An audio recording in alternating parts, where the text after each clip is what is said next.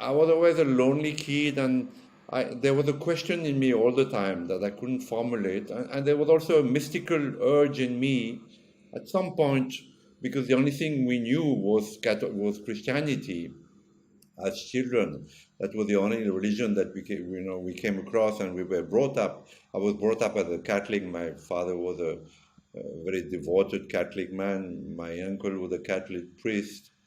So I had this mystic streak in me, and at some point, I wanted to become a missionary, and when I was very young. But by the time I turned 16, 17, I had rejected Catholicism because it didn't bring me any answers of my questions. Who am I?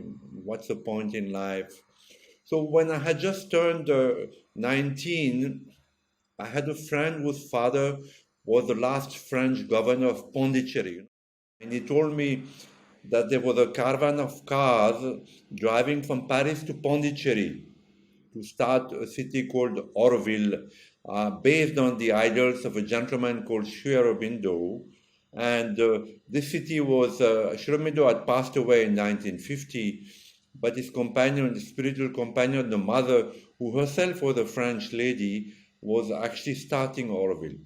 So I didn't know anything about India. I had no idea about Sri Aurobindo or Auroville, but I thought that I should go around the world, and that I would find answers to my question by this going around the world alone and leaving my family and my education behind.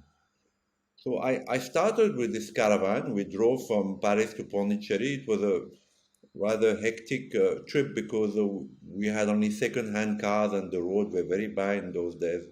We had a lot of adventures. I wrote a book in French on this caravan called the Inner Caravan. And then we reached Delhi.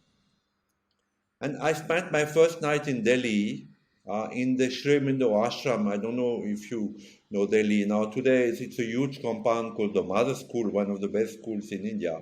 But in those days, it was still in the fields. This part of Delhi was not developed yet. And there was this house in the fields. And it was evening, and I climbed on one of the vans. There were two vans and three cars. I climbed on one of the vans and opened a book of Sri Aurobindo, and I read a few lines, and I had a deep spiritual experience that I'd come home.